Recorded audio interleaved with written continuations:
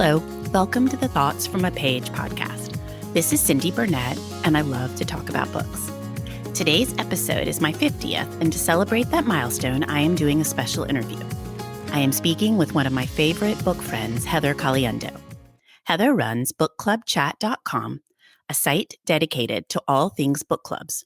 She enjoys reading contemporary fiction, historical fiction, women's fiction, select thrillers and mysteries, and also some memoirs and nonfiction.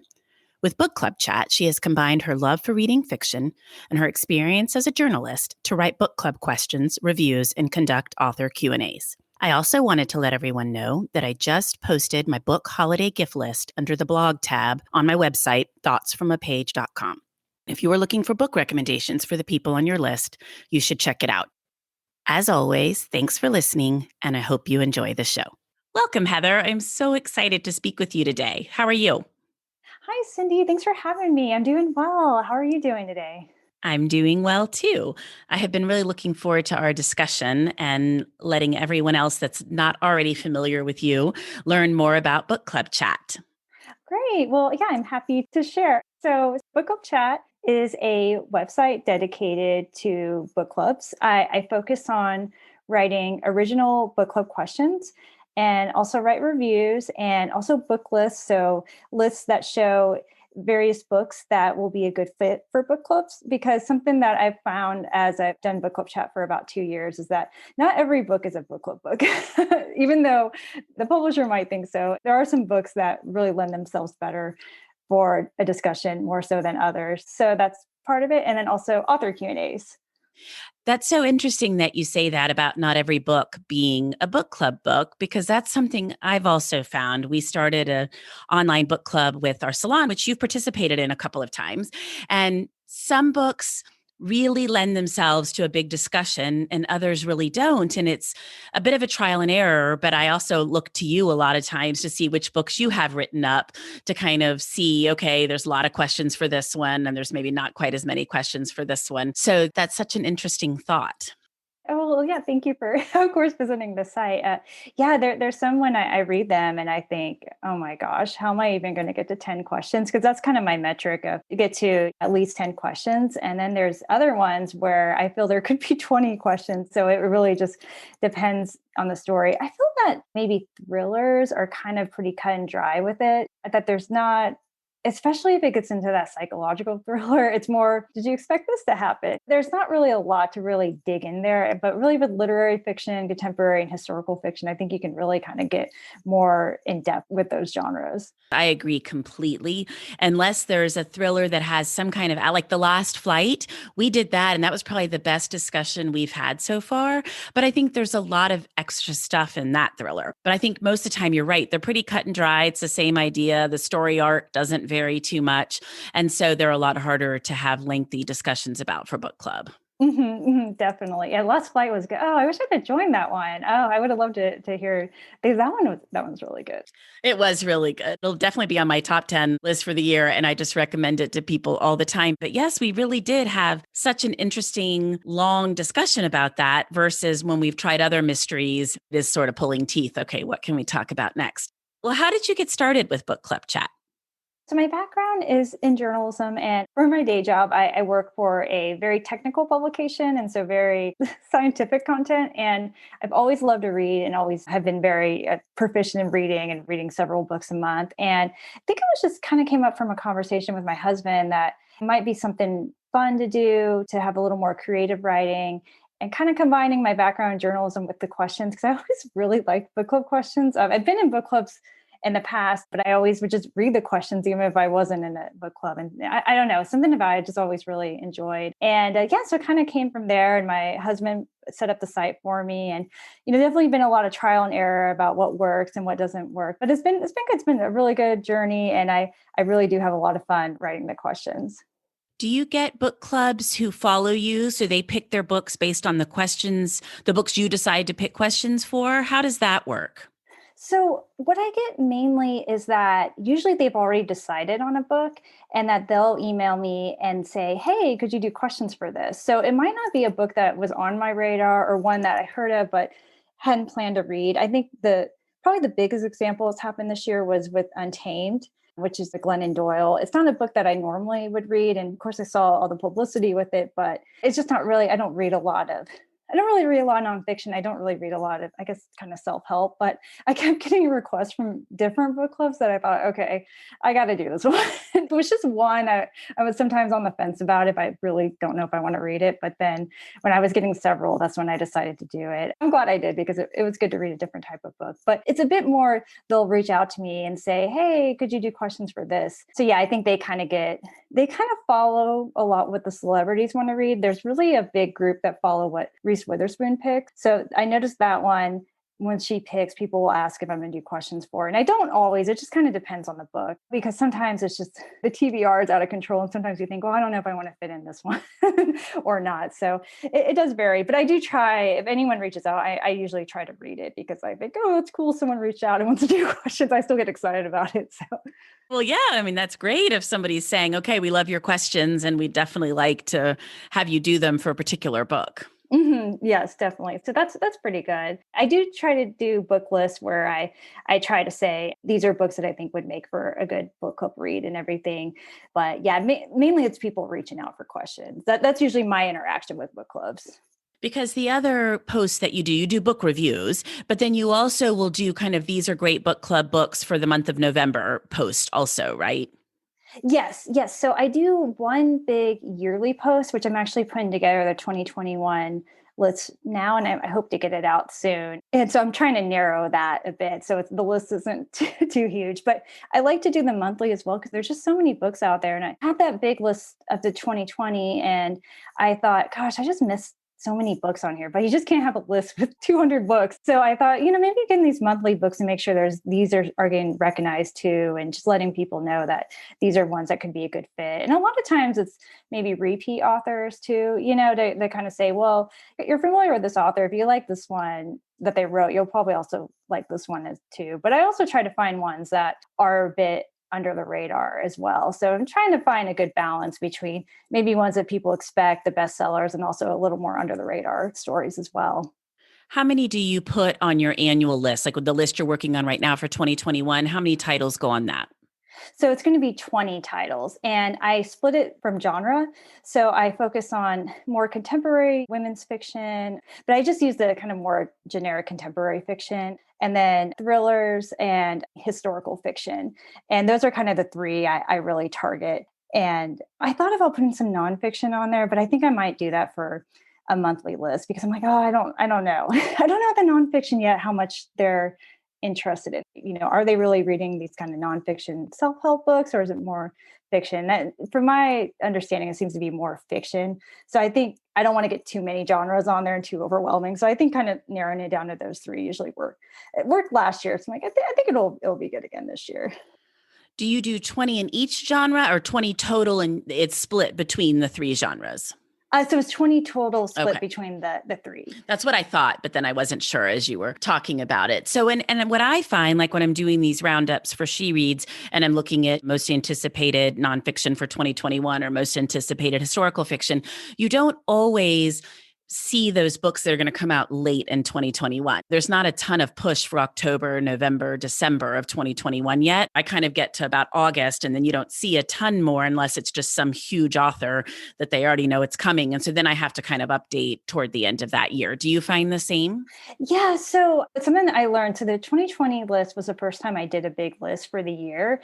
And I looked at it and thought, wow, so it ended in June. I think the last one I had on there was probably the Emily Giffen one. And we have all these other months. So what I'm going to do this year is continue to update it. That's why I don't want to get it 20 I feel is already kind of long, but I don't want to get too many at the beginning, because I do want to update it throughout the year. And I also do a summer list too. So I already put some in the summer. I mean, isn't it crazy that we already know what's going on in the summer? I was thinking, oh my gosh, there's so many good books coming out in the summer. I kind of want to start reading that now. But we're still in 2020. I'm still trying to read books from 2019, 2018. Exactly. It's such a project, trying to balance all of that, I find. I know it is, but that is something I'm going to be doing different this year, is to continue to update the list. So that way, everyone gets involved, and then also do these month lists too. So yeah, the list posts are good. I mean, it's good for me too, just to be like, okay, I can't wait to read this. So it's also a personal TBR as well. No, I agree. And that's what I like so much about it is that I come across these books I would have never known were coming out. And that's actually been one of my favorite things about the podcast is I have been introduced to so many authors that I didn't know before and read all sorts of books that I was not even familiar with at all that were not on my radar. So it's great when it expands your horizons. Oh, definitely, definitely. No, that's really neat. Well, what's your favorite part of doing book club chat? So my favorite part is, after reading the stories, is really writing the questions. So how I prepare for it, I have these little tabs that I got on Amazon, these little bookmarks, and I will save spots that I think are important parts of the story, or maybe want to quote later, or even just that I'll need to reread. So the books usually have just a ton of tabs in them. And then I go through that and kind of reread parts and see what lends itself to a good question. And so definitely the questions is what I enjoy the most with it.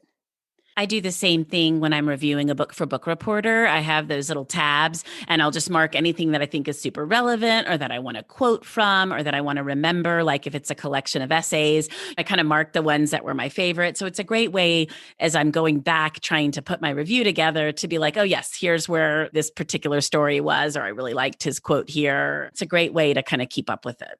No, definitely. That's really neat you do that too. It's very helpful. Although sometimes it's funny. Sometimes then I'll share, I'll do the tab and I'm like, why did I share this section? Or why did I think Yeah, I need to go exactly. back in this section? Oh, yes, I know. I do that sometimes too. I'm like, I don't really know why I marked that. Well, do you have a least favorite part of the process? Yeah, so the reviews sometimes I struggle with, to be honest. So for the book club questions, how I present, I guess, the information, I mentioned those spoilers because I don't want anyone to go to it and read the questions before they've read the book. So I really try to emphasize it. And before I get into the questions, I also have my spoiler thoughts about it, where I can really feel I can be talk freely about the book.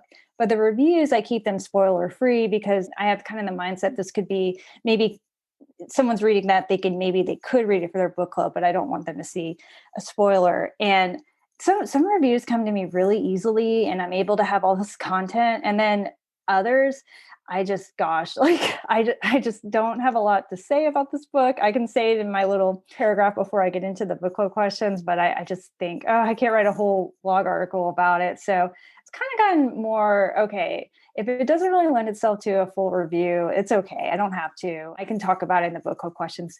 Most of the time I'm able to, but yeah, it's kind of funny to me. I think starting the site, I wouldn't have expected that, but it's just sometimes you think, what more can I say about this Yeah, book? exactly.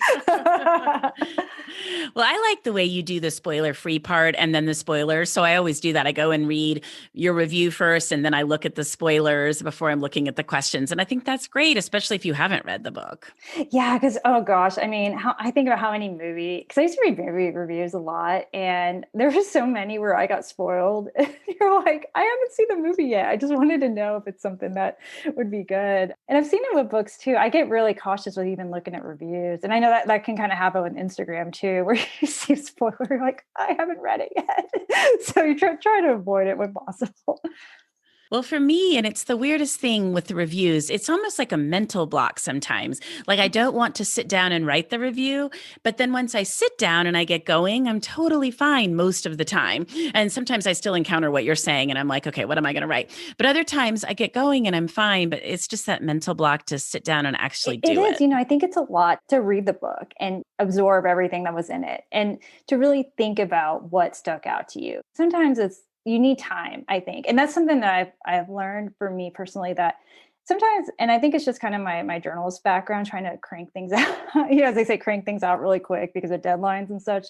I learned to be and to take a pause with it and think about the book more because I felt that say you read the book and then try to do a review right after. I mean, it's just kind of your mind's kind of all over the place with it. You kind of need to focus on what was the key aspects. But the key though is not to wait too long. I was just going to say that. But then I wait too long and I'm like, what exactly did I like about that book? And, and I have so many thoughts at the beginning. So yes, it's definitely a fine line. Like give it a couple days, see what's sticking Yes. with you, what you're still really thinking about, but don't wait so long that when you go to sit down, you're like, okay, now some of the little details have left me, even though I know I love the book. Exactly. Yeah, it's a balance. It definitely is. Have your reading preferences changed over time or do you still focus on the same same genres? I know you answered that a little bit because if somebody sends in like Untamed, the same book over and over that you thought you wouldn't read, but just generally, has any of this influenced your reading preferences? I think actually what was a big difference for me was really embracing historical fiction. I know that's something we have a shared love for. I did read some prior to starting Book Club Chat and being more involved in the book community. But I felt that I wasn't even maybe aware of it, if that makes sense. I don't know. I remember reading The Nightingale and books like that and just thinking, oh, I really like that. And then when I kind of, I guess, joined this book community to really realize there's a whole big world of historical fiction, I think that's something that's been really great for me personally. So that's been, I guess it's been a really good change. And then I still read the contemporary, the literary fiction. And I guess I read maybe a little more thrillers than I normally would. And I'm always on the fence of what I think about thrillers. I'm the same way. We share that I'm like, okay, yeah, I just struggle with so many of them because I am such a Yeah, literal person. So I'm me like, there is no too. way that would happen, or there is no way someone would say that or do that. And I just get really hung up in that. And it just takes the Yes. fun out of reading those books for me most of the time. Me too. If it's not a really good mystery component, I just kind of, oh gosh, it's a struggle. Well, and I think it's a genre, and I think this has happened in other genres over time, and we'll talk a little bit about the publishing industry, but I think something does well, and then 6,000 books follow it. And so I just think it's sort of an overdone genre right now. There's just so much of that out there, and there's only so many stories that can be told. I know. So I was looking at 2021 and I saw Paula McLean. I loved The Paris Wife. She's written this really great historical fiction. It looks like she wrote a mystery. I saw she had a new novel out and I was thinking, oh, it's going to be historical fiction. And then I saw this mystery. I mean, I love her writing, so I want to read it, but it's just, I was like, gosh, this genre is really overtaking the book industry. Yes, no, it has. And Mhm. it's just kind of interesting. Back to historical fiction, I feel like there's a huge group that reads it, and there's really kind of two parts of historical fiction. And so part of what I'm going to say here, I think kind of goes toward that. But I think sometimes historical fiction gets a bad rap, which I can't ever understand because a lot of really good writers like Kristen Hanna and Paula McLean and numerous other Fiona Davis. But then I think also there's all of that historical fiction romance. And to me, they're very different. Like I'm Yes. not reading and not knocking either one, but I'm not really a romance person. So there's all that kind of bodice ripping historical fiction romance. And then there's the true historical fiction where they're looking at World War II or the Depression or whatever the storyline is. And a lot of those stories are fabulous. And I just sometimes think that it's a shame they're not separated out a little more. Oh, that's such a good point. Yes, I think that some people do get resistant to historical fiction, maybe thinking it's going to fall in this romance category. That's not, obviously has their big audience, but isn't for everyone. That's not really what I read. I like the historical fiction that has the really great historical component because you learn. I mean, it really is the genre where you can learn about real life events and women of history that were not ever featured. We didn't learn about in class or anything. And I can't tell you how many times I've read a historical fiction novel and then just done a bunch of research. And so I think it's really such a beneficial genre. So there's so much with it that's good. And the writing is always really stand out too. So I'd love to see that become, maybe a bit more mainstream, and not just mainstream in the sense of a couple of the best-selling authors, which is great. They're all great, but that's something where I have noticed with the site that the historical fiction isn't as popular as the other genres, and I would love to see them embrace it because I love the genre. No, I agree because I think it's an important genre and I think you do learn a lot. And even like so many stories from World War II, I think have come out where people know so much more about them from historical fiction, like Kristen Harmel's book about Mhm. forgers. And I Yeah. just think it's a really important genre. And people sometimes get tied, well, I'd rather read nonfiction, but so many of those books are decently dry. And, historical fiction at least is moving along at a good pace and there's other parts to the story. So I think it just depends on what you like to read. And I do think people are reading it more and more, but it is interesting. There's so many different views on it. No, no, it really is. It really is. So yeah, we'll see with 2021. I got to go back to those celebrity book clubs. If Reese is going to pick it, they're going to, a lot of people will read it. So hopefully there'll be the celebrities. Maybe they can pick some more historical fiction and we can get it more in the mainstream. Yeah, exactly. Do you find that her book club is the one that people follow the most, or which of the clubs do you see people really anxious and eager to see what they pick? It really seems to be Reese. So I've done Reese's books. I do Jenna with Today's Show. I've done a couple Oprah picks. American Dirt is, I think, one of the most trafficked book club questions I did this year. But Reese overall, I would say consistent, it's the Reese pick. The other ones will kind of be up and down, I think, depending on the book that they choose. I've been surprised there haven't been people jumping in quicker because I do agree with you. It's just like we're talking about publishing trends. I think when something takes off, there are a ton of people following behind. But those are the two that I follow, Reese and Jenna's picks. And I like them both equally well. I would have definitely guessed with Reese because hers immediately hit the New York Times. And I think she does a great job with her website. She incorporates all of that different content. Alka Joshi actually talked a lot about that when I was interviewing her for the podcast, that keeps them in line, and says, we're going to reach out to you when your paperback comes out. We'll help promote it, and continues to kind of work with the authors, and they get to help introduce the next month's pick. I just think she's really created a great system and everything about it. It's just a lot of fun to watch it all. Yeah, you definitely can see that there's passion behind it. Yeah, I think it definitely makes sense that there's really a good community with it. It's not just pick the book and maybe one interview and that's it. So I think it's good. And I think too, it's just a lot of people just like Reese, and she's been in movies for a long time. It seems to be a lot of thought behind all the decisions that they make.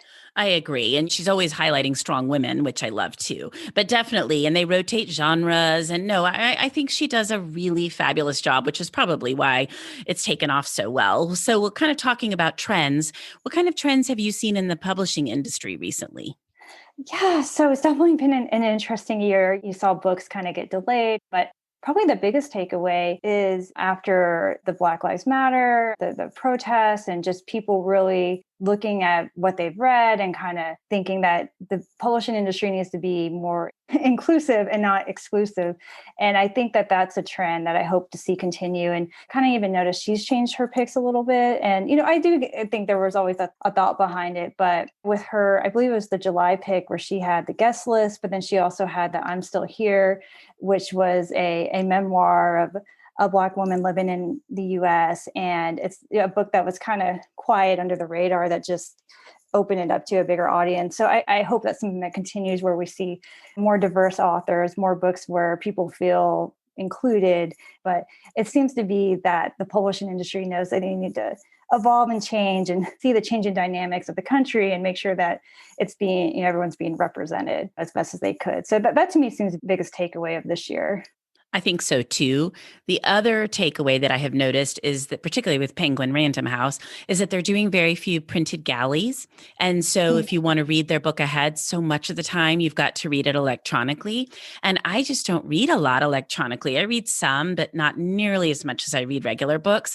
Now, some of that seems to be swinging back a little bit now, stabilizing with the pandemic and understanding some of the different issues and supply lines.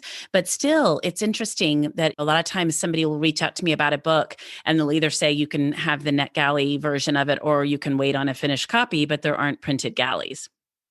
Yes, I have noticed that. And for me, with the questions, it's more difficult to do the ebook, the Kindle, than it is with the printed, as we mentioned, because I love having those tabs to be able to save spots and everything. But yeah, that just seems to be different. And I have noticed just readers in general seem to be kind of embracing the ebook a little more than before. I remember seeing a lot of people were buying Kindles. I think it was because for a while, people weren't even able to get books. I think there's been the adjustment period. So I don't know if that's going to be a long trend, because I still think I think in the most part, people like reading the printed books, and it's kind of a little more back to normal, and people can go into their bookstores and spend hours there and look at different copies. I think, nothing will ever replace that. And it definitely seems like that's swinging back some from just seeing different stories, knowing how Murder by the Book is doing, but also The Strand, when they were saying they needed help and, they had like 25,000 orders in a day. I think that people, now that they've kind of gotten some of that worked out and warehouses are back open and people are understanding how to operate with the correct procedures in place during the pandemic, that it's smoothing out a little bit. But it's just been interesting. And it still sometimes will really guide what I'm reading, because I just don't like to read electronically very much, because I spend so much time already on the computer and everything. I'd rather just have a regular book. Mhm. So I'll be like, well, I guess I can't read that one right now, so I'm kind of curious to see how that will all play out long term. I've had that too, where I just think I don't feel like the Kindle today. I'm just gonna get this printed copy. Yeah, for sure. Well, before we wrap up, I would love to hear what you have read recently that you would recommend to everyone. Yes, so I have recently read The Midnight Library by Matt Haig, and I just loved this book. Have you read it yet? I need to. I have seen it everywhere and I really like his books and it's on my list, but I have not. So the only other book I've read from his was the How to Stop Time, and I liked it, but I didn't love it. I kind of had some issues with it. Highly recommend if you haven't yet. It was, I feel I read it at the perfect time too. Sometimes these books are what you need at the right time. And so I really enjoyed that one. And then another one that it's another, mainstream book, but The Book of Two Ways by Jodi Picoult. I really liked it. Now, again, spoiler free. So I got curious what people thought about this book and some story choices. So I did read reviews and I guess, I wouldn't say there's controversy, but there was a little, I don't know, people had a little bit of issue with, I guess, some story choices. But for me, honestly, it didn't bother me.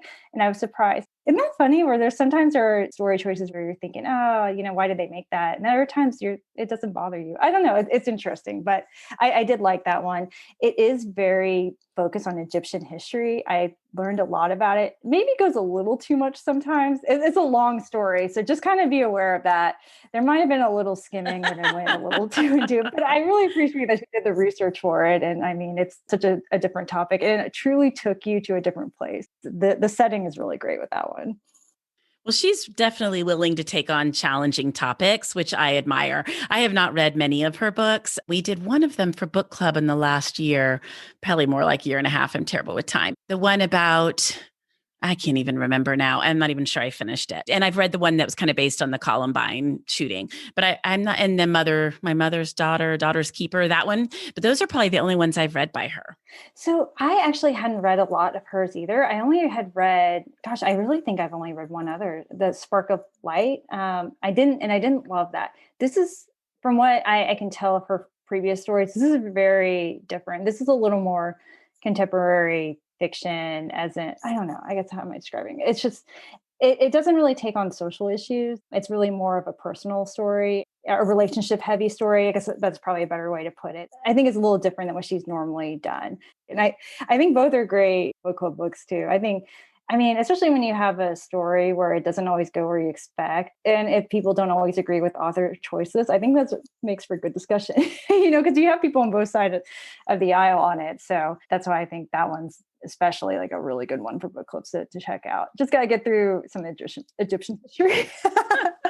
Well, my in-person book club that I have here that we've had for about 5 or 6 years, we laugh because the book that we discussed the most by far was a book that almost nobody liked. And then we ended up actually naming our book club after it because it was just so funny. The discussion was just so hilarious. But I think you're right. I mean, sometimes when you don't like a book, there's more to talk about than when everybody's like, yeah, that was a great book. So Exactly. Then you might have someone that's really pulling for it and then everyone else is, but it's good. At least, and then, they'll bring up different points where I didn't really think about it when you were reading. Like, okay, I could kind of see where you went with that. So, no, it's good. So I haven't read as much historical fiction this year as I've wanted. We had this great talk about it, and I'm thinking, oh gosh, it's been a while since I've read any historical fiction. So what would you say are some of the books that you'd recommend to check out with historical fiction that you've read? well, you know how much I love historical fiction. So I always have to sit here and ponder and think, okay, which were my favorites? But I just recently wrote a roundup for She Reads, kind of my top, I think it was 15 or 16 that I loved for 2020, but I will not go through all of those right now. But some of the ones that were my favorite were Miss Graham's Cold War Cookbook by Celia Reese. Have you seen that one? I don't think I have actually. I think she's a British author and she's normally written YA. And this was her first adult book, I'm pretty sure. And it's about post World War II Germany and what was happening there after Germany lost the war and trying to kind of get back on solid footing and the spy networks and the Fifth Reich, which was trying to still kind of rise up again. It's fascinating. One of the best books I have read, definitely in my top 10 reads across all genres for the year. And everyone I've recommended it to has come back and talked about how much they liked it. So that was definitely one of my favorites. And then The Mountains Sing by Win Fan Quai Mai about Vietnam That is a beautiful book. She is a Vietnamese poet, and she has normally written in Vietnamese, and this is her first book to write in English. It is just beautiful. And it just talks about Vietnam from the 1920s up until the 1980s. And I just loved it. Definitely just such an amazing book. And then the third is We Came Here to Shine by Susie Orman Schnall. And it's about the 1939 New York World's Fair. Okay. Okay. Perfect. Oh, those all sound so good. Okay. So I will make sure and add those to the list. I will move them up top. And the other one for your 2021 list, I don't know if you have it on there, but I'm already just telling everyone they must read it, is The Invisible Woman by Erica Roebuck. It's about Virginia Hall. So there was a book out, I think either this year or last year, by Sonia Purcell, I think was her name. And it was the nonfiction version of Virginia Hall's story. And so Erica is writing the historical fiction version. And it is so good. It's about this American who is a spy in France, mainly during World War II. And it's just amazing. Oh, okay. Good. Good. I'm excited. Yay. So it was one of those I just could not even put down. You know how you just get so engrossed in a book, you don't want to do anything else but go sit down and read it. Like I have to hide from my kids, lock my bedroom door, like I'm busy. So it's one of those kind of books that it was hard to set down. Yeah. So I am excited for her because I think it will be a big hit. Oh, awesome. Awesome. Okay. Good to know. Good to know. Yay. Good. Well, I've just loved chatting with you. I always love chatting with you, but thank you so much for taking the time to come on the Thoughts from a Page podcast. Thank you for having me. It's been so wonderful talking with you. It's been so much fun. Thank you so much for listening to my podcast. If you like this episode, and I hope you did, please follow me on Instagram at Thoughts from a Page. Tell all of your friends about the podcast and rate it wherever you listen to your podcasts. I would really appreciate it. Thanks to KP Regan for the sound editing, and I hope to see you next time.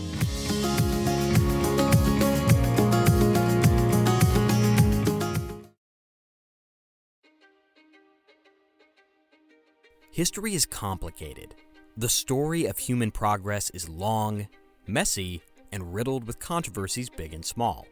On Conflicted, we dive headfirst into history's most infamous events and contentious figures. We try and untangle the good from the bad, the fact from the fiction, and the monsters from the misunderstood. Was Genghis Khan a murderous butcher or a civic pioneer?